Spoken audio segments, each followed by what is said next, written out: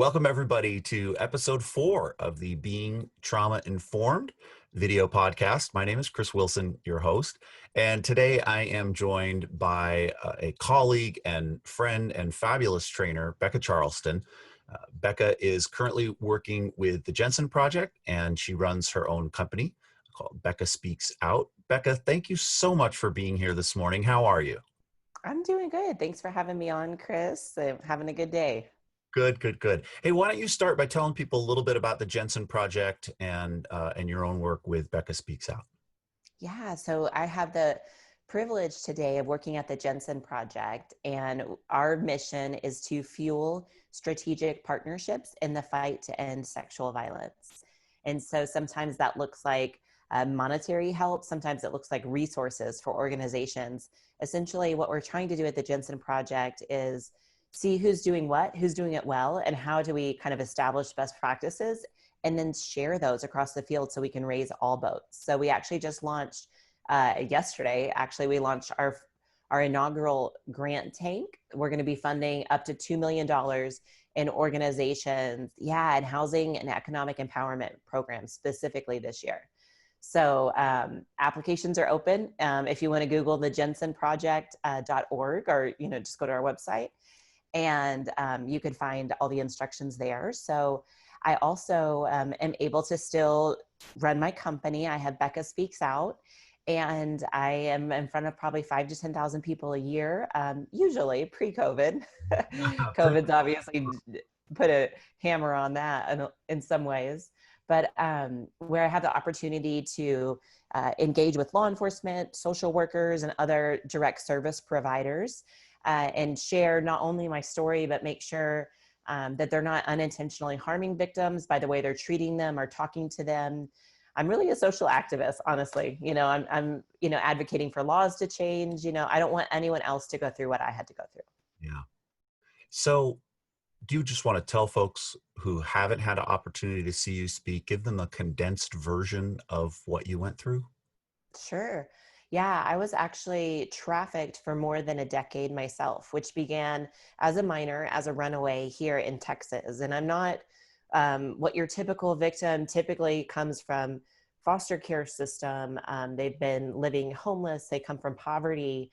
And so I really think it's important to understand that it can really happen to anyone. I was raised by a Christian family. My parents are still married. I was raised going to church in small town Texas, outside of Dallas Fort Worth area. So it really just goes to show that when there's vulnerabilities present and a trafficker runs across that victim, that anyone can be exploited. And so for me, I was able to finally get out after serving 13 months in federal prison, and my trafficker then went to prison. And so I knew I had some time to run and hide. And I wish it got better then, but it didn't. I kind of stayed trapped in that lifestyle for a while because I honestly blamed myself for my own victimization. I really felt like I made bad choices and I got what I deserved. And I kind of lived in that shame and that embarrassment over, everything that had happened to me for a while. And eventually I was able to get free and kind of really do a hard reset and start my life over. For me, it took getting pregnant for everything to change. And so moved back home to Texas in 2012 and went back to school. And since that time, graduated summa cum laude with my bachelor's in criminal justice. I earned my master's degree in criminology in 2018 and have been able to successfully lead an organization, Valiant Hearts, direct service provider here in the Dallas-Fort Worth area. And now I've transitioned over to the Jensen Project. Oh, that's fantastic. Yeah. So for folks who don't know, Bekah and I do trainings together. And like you said, pre-COVID, we used to be in the same place. Right. Post-COVID, we do it through Zoom. And I thought I would take this opportunity to tell folks that on September 25th, we will be starting another round of the training. And I bring it up because you mentioned, that for a long time, you felt like what you were involved in was your choice. Mm-hmm. And I, we came up with the title "When Coercion Feels Like Choice" for the training that we do. Do you want to tell folks a little bit about how it is that we ran into each other? Like how did we end up working together?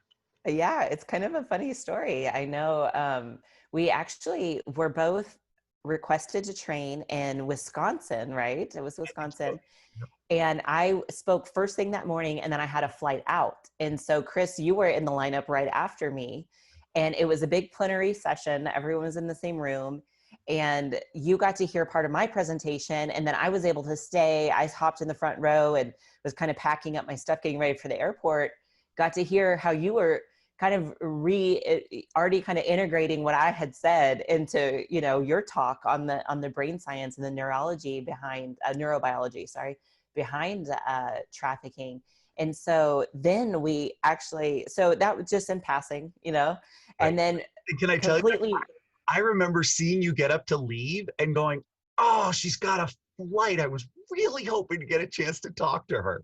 So So then, like completely random, we were both requested again to speak and train federal judges in Wisconsin, which you're from Oregon. Portland, Oregon. And I'm from Dallas, Texas, and here we are meeting again in Wisconsin.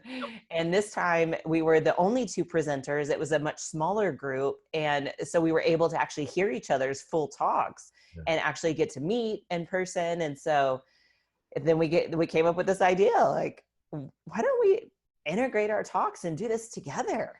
You're a great presenter. I'm a decent presenter. The way around, but fair enough. Fair enough. Yeah, it's truly been an honor, and more than that, it's honestly fun, and I think that gets reflected when we have an opportunity to work together. So, talk a little bit about how the neurobiology of trauma and learning about the brain has affected your own experience as a survivor. It was, I always love sitting through presentations and understanding more about, I love reading Dan Siegel's book and understanding more about how the brain works. But what I really enjoyed, Chris, about your talk and how we integrate ours together is understanding how that impacts victims' mindsets and how, you know, things like attachment circuitry. And I have somebody coming to my door right now. This is what happens when you work at home. I'm not going to get it. But you know, how understanding, and you know, it really allowed me to have a lot more compassion on myself. It really allowed me to understand that it was just my brain doing what my brain was meant to do, and it wasn't, you know, that I obviously, you know, I kind of had to come to grips a long time ago with understanding my victimization and understanding, no, that 17-year-old girl that met that 37-year-old guy, like I never woke up one day and said, I want to be a prostitute. I never woke up and said, I want to take my clothes off for money. Those were things I was manipulated and coerced into doing and forced into doing. So understanding the brain science for me is just really empowering. It gives me the tools and the words to understand my experience and why it happened the way it did. Yeah, that's powerful. So recently, I have had an opportunity to exchange some emails, and I actually had a Zoom call with a singer and a vocal coach from Australia. Her name is Beck Tilley. And I thought I would throw this out there at you and see what your reaction is. One of the things that we were discussing the other day is this notion that healing from trauma has to be framed from the context of community. That if we think about healing from trauma as an individual pursuit, it really it takes away from this notion that very often trauma is itself being enacted by society. And so to expect the individual to heal and then integrate into society is disrespectful of the fact that the society may be part of that trauma. And it also really undercuts the notion that as community, we have to stand up, for example, to fight things like human trafficking and domestic sex trafficking. What's your reaction to that? Oh man, the impact of community on me was huge. Like I said, I mean, I kind of tried to get out and heal on my own and floundered and got addicted to drugs. I was still in that self-blame mindset. And it wasn't until for me coming back home, and for me, faith was a huge part of my recovery. And so I found a community in church. And although I still had trauma, I began to find people that had similar experience. I was single and pregnant at that time. And so started going to a support group for that and began to get a little bit of healing and community, but then felt still like, yeah, but you guys y'all don't really understand me and my experiences. Like, yeah, you got pregnant in high school. Like, boo hoo. I've been trafficked 10 years. And I don't mean to be crass when I say that, but that's how I thought. And so for me, I got invited to Valiant Hearts, which is where I later became executive director. But back then, it was a community of women that had been working in strip clubs, that had been dancers in their own right, and or had been trafficked. And so sexually exploited and prostitution. And finding that community of women was really powerful because it was people with shared experiences. And I mean, all the therapy I went to was super impactful and I needed it, but I would not be where I am today if I did not have a community of people that really wrapped their arms around me. And it wasn't even just people with shared experiences. Like, that was really empowering, but it was also just truly empathetic, trauma-informed people that maybe they didn't have my experiences, but they could sit in the muck and mire, right, with me and not judge me. And they were the safe people to go to in those moments when I was having a bad day. Wow. Yeah, I remember you telling the story of the first time that you went to Valiant Hearts and they gave you a care package, Mm-hmm. essentially. You want to tell people a little bit about your reaction to that? And Yeah. So, where I come from, people don't do things for you for nothing in return. And that's, I think what you'll find from anyone who's lived homeless, right? Anyone who's lived through horrible life circumstances, especially being trafficked. I remember one time when I was a teenager, this guy, we were standing in an apartment complex parking lot, and he offered me a cigarette. And I said, okay, sure. And so he realized he was out of cigarettes and went to go get a new pack. And he came back with a gun and robbed us. And it was just, just the kind of an epitome example of that nobody does anything for you. And so when you get out of trauma, right, physical freedom doesn't equal emotional or mental freedom, right? And so I still was carrying that mindset of everyone's out to get you. Nobody's actually doing anything nice for you. If they are, that it's only because they want something in return. And so that first night I went to Valiant Hearts, and these people didn't even know my name, didn't know if I was ever going to show up again, and here they gave me this gift bag, which wasn't anything special. It was a notebook, maybe a couple books and a couple pens, but it had a really big impact on me because, like I said, it was what I know today is kind of like a corrective experience, if we're talking about the brain. And, it was really impactful because I remember thinking, like, who are these people? Like, what's wrong with them? so one of the things you and I have talked a lot about in the past is how advocates and people who are trying to help can come from absolutely the quote unquote right place, right? Big heart, open mind, but without understanding the brain, without understanding, how the brain reacts to trauma. And this notion that you so eloquently said, this is my brain just doing what my brain is supposed to do when I'm constantly dealing with threat. What kinds of things do you see happening for folks who are trying to help when they don't really understand the brain? What kind of mistakes do you see people making that you think to yourself, oh gosh, I wish I could sit down and teach you a little bit about the brain? Gosh, people, a few things I want to make sure I get out. People don't understand the implicit power they have over people they help. And so what I see happen a lot is really well-meaning people that want to tell kind of everybody, right, as a nonprofit who is helping victims that come out. And they obviously have to advertise what they do, right, in order to get donations. Like, people need to understand the impact they're having in the community. And so what a lot of people don't understand, though, is, especially even I've seen law enforcement do this as well. I love Rebecca Bender says, just because you survived a fire doesn't make you an arson expert. And it's so true. Just because you survive something doesn't mean you need to come out and talk about your story and tell other people what happened. Maybe that is for you and maybe it's not. But when you're so fresh, it's not fair to ask you to make a decision like that.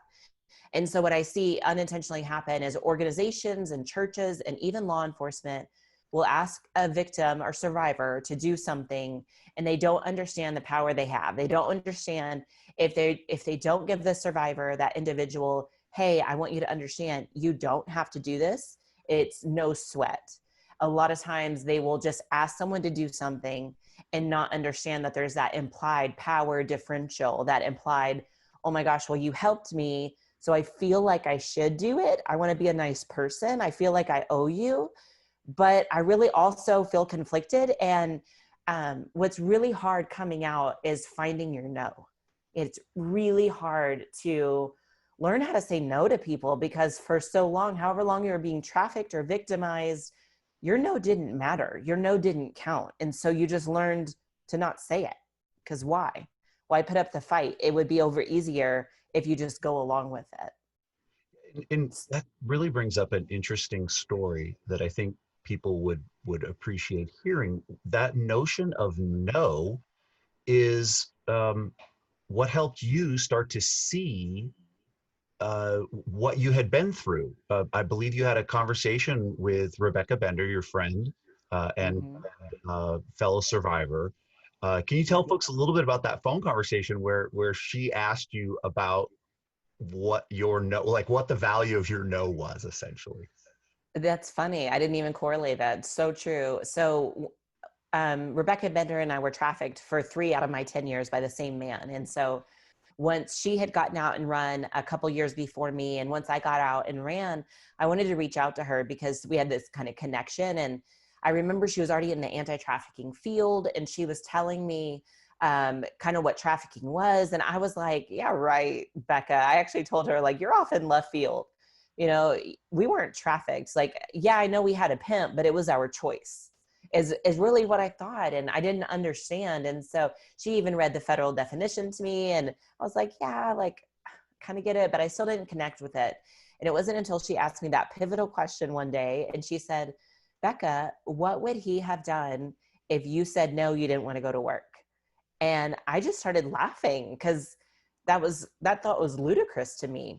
Even years later, you know, the idea of telling him, no, I didn't want to go to work, or that, no, I didn't want to do anything he told me to do. That was never an option. Yeah, It was and that first kind of light bulb moment. Sorry. It's that first kind of light bulb moment of like, what choices did I really have? You know, and he controlled everything about us, from the way we looked, the way we talked, the way we walked, what food we ate. I mean, you know, I mean, just everything. I washed my body, how I wiped my butt, everything that we did inside of the rooms with the customers. He controlled every single component. And so it was just that first moment of like, wow, that's not normal. Like, right, I actually never chose that. right, right. Yeah, and your no literally had no value whatsoever. Exactly. Which, yeah, that is such a that's such an important concept for anybody who's working with a survivor, particularly somebody who hasn't yet found their no. If I invite you to come and give a talk, what are the chances that you're going to say no? Yeah, yeah, And it really becomes re-exploitive, you know. And I've seen organizations, and they ask survivors to come and share the deepest, darkest, most horrible things that have happened in their life. And then they turn around and give them like a $5 Starbucks card as a thank you, you know, or something like that. And that's just horrible. You know, if any one of you listeners wants to tell us about your most horrible sexual experience, please send us an email and go ahead and share that with us. And that's what people have to understand. When you think about that, probably, hopefully, should sound horrifying to you, right? And you think about what you're asking survivors to share, and then not honoring their experiences, and that they're an expert at their own lived experience, and honoring that in the form of actual cash or something like that. And there was another thing I really wanted to get to, Chris, on the organizations, and it's failing me now. oh, that's all right. Yeah. I Mhm. know that you know, so folks already know you and I've worked pretty extensively together, but it is really exciting to me that we're finding another piece that we hadn't ever talked about in a training. This notion of the ability to set boundaries and what that looks like when you leave. So, can you, and I would consider that a long-term consequence of trauma. Um, Mm-hmm. Very can you much. talk a little bit about some of the other long-term consequences that you've seen, not just for yourself, but for some of the folks that you've helped? I mean, when you think about the amount of when you're constantly living in, right, fight, flight, flee, um, the amount of like chemicals dumped into your bloodstream every day, like your neurotransmitters and the chemicals dumped into your body to allow you to survive those moments, and just the effect that has on you long term. I mean, I really struggle at times with still, I mean, not only setting boundaries in that perspective, but in learning what I can handle, because I became really comfortable thriving in chaos. I became really comfortable, running in and out of hotel rooms, trying to evade security, trying to evade police, trying not to get arrested, fighting with other girls, facing violence at home from my trafficker.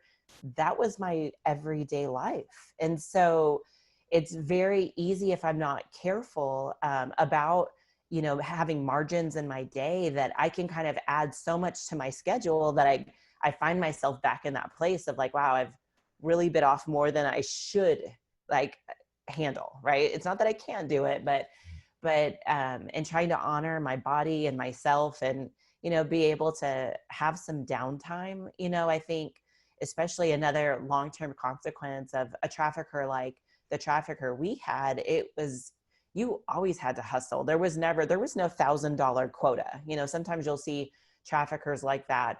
But our trafficker was not that way. It was, you're always excelling. You're either, being labor trafficked at the businesses all day or sex trafficked all night, and you're constantly striving for more. And so, I think there's a healthy way, right? There are some transferable skills from the life that you can come out with, and you can use in a healthy way. But then there's a lot of stuff that, I kind of had this internal driver, that would have been KB before, of you've got to be better, you've got to do more, like you're not doing enough. I had the other day, it was actually probably a year ago, so not the other day, but um I was driving in the car, and probably like many of you, I talked to myself, at times. And I, maybe there was somebody I wasn't having a conversation with, but I actually said, "Oh, I'm so lazy." And I like stopped for a minute when I heard it come out of my mouth, and was like, wait a minute. Like, here I am, a single mom, just got my graduate degree while I was working full time. Like, there's nothing lazy about me, but there's still some of that. Just there's the unhealed, when you've been conditioned and brainwashed and abused for that many years. Like, there's going to be a long lasting effect. I have so many triggers and other stuff that we go into in our training. I know. Yeah, we talk about this notion of how the brain builds patterns, neural networks. And it's so interesting. I recently have started to recognize that I've emphasized the behavioral too much. So, the example that we use in our training of learning to drive a car. And I've started to recognize that, well, I've known all along, but I've started to recognize this deficit in my explanation, that I don't emphasize enough the patterns around cognition, about the Mhm. things that we tell ourselves and the things that are told to us. And as a survivor, you were told, if you don't do this, then, you are lazy, you're no good. And so Right. it's not surprising that you then find yourself falling into that habit, into that neural network, and it takes years to overcome that. Yeah, and it never goes away. It's always there. It if we can live in a healthy place, then it kind of it's not as strong. But once I am overburdened, overstressed, I've kind of got myself in an unhealthy place mentally. It almost like rises back up. It's like ready to be used again, that neural network. Yeah, it just pops out of nowhere, and the next thing you know, you're feeling bad about yourself, you're feeling anxious, and yeah, that's a really good example of long-term impact. Mhm.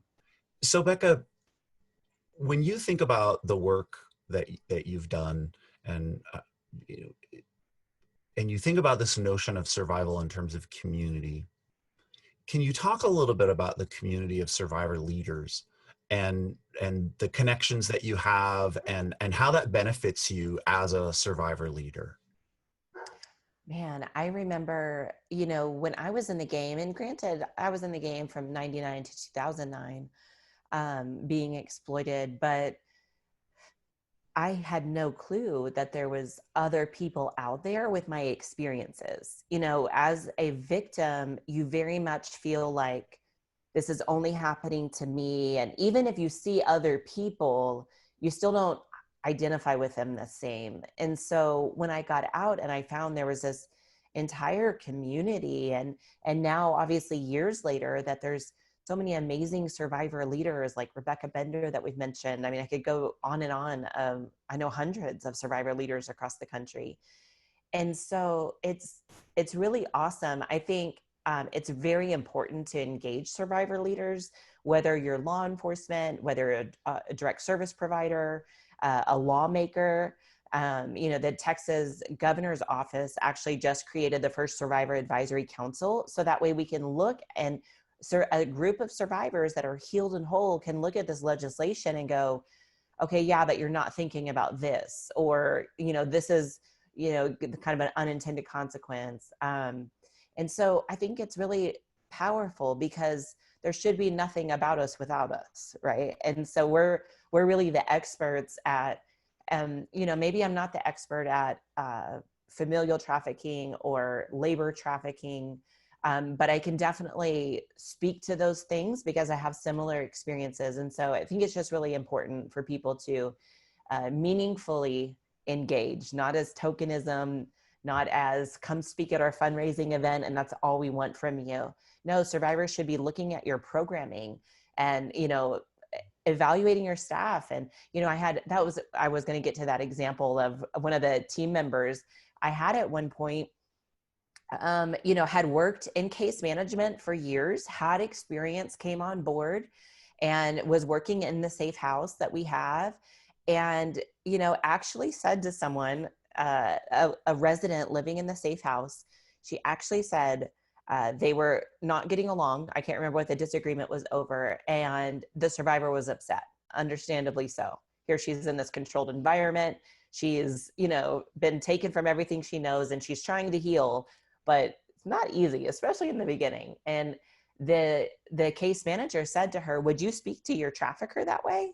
And she actually didn't even say your trafficker. I think she said his name. Say his name was John. She said, would you speak to John that way? Which is like, are you kidding me? And so it's really important to, you know, understand what being trauma informed truly means and also engage survivor leaders at every level of the organization. Yeah, and understanding what invoking the name of the trafficker would Oh do, gosh. because my guess is that at the heart of that comment was a desire to raise awareness and a desire to help somebody sort of see outside themselves and evaluate their behavior. But as soon as you put it that way, you trigger that survivor, and I'm assuming that didn't go well, that It, interaction. it did not go well, and it did not go well for the employee either. Sure. But I mean, talk about shutting someone down. Right. You know, like, I mean, mentioning their experience, number one, obviously like mentioning the guy's name, like, wow, just terrible.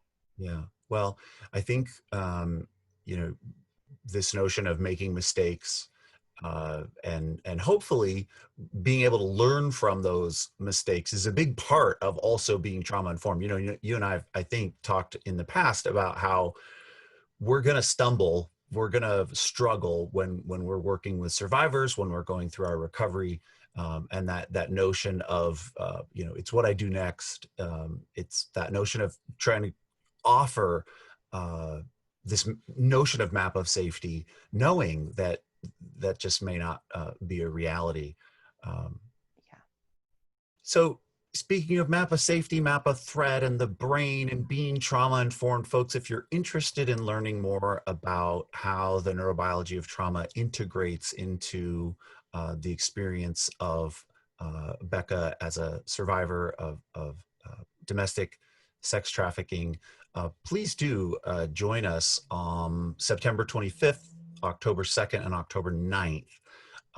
And I also have an exciting announcement to make that will be the first training offered on the new Being Trauma Informed training platform. And so yeah, woohoo. So any of you who have participated in trainings, you have been so patient. First of all, let me thank you all because you've been so patient. You know, getting a CE certificate or a attendance certificate has been challenging, right? It's been challenging to get access to the videos, right? We've had to do a lot of workarounds. So we've had a wonderful, wonderful consultant who has been able to create an online learning platform for us. And when coercion feels like choice will be the first training on that platform. So hopefully those of you who are listening to the podcast today will be up for joining us in about a month. Bekah, thank you so much for taking time out of your morning. I know that you've got a little one there going to school at home. The So, joy. yeah, the joy. So thank you for taking time out. It's been wonderful to talk to you. Is there anything that you would like to say before we sign off? No, we hope to see you guys at our training. I think it's exciting. We're trying to developing a really a more advanced training as well. So be on the lookout for that. And we hope to connect with you guys. I know Chris and I really take what we do to heart, and we really mean it when we say, if you guys have questions or have feedback, we would love to hear from you in an ongoing basis. If you need help with a particular case or individual, we're here. Yeah. Well, that's beautifully said and heartfelt. And I will echo that and say, yes, we absolutely are interested in continually connecting. I think we both really believe in this notion of recovery being about community and creating community to the extent that we can. Definitely. So this has been the Being Trauma Informed podcast. Thank you so much again, Bekah. Thank you to everybody who's listening. And we will look forward to podcast number 5. And take care, everybody. Bekah, have a wonderful rest of your day. And until next time, folks, take care.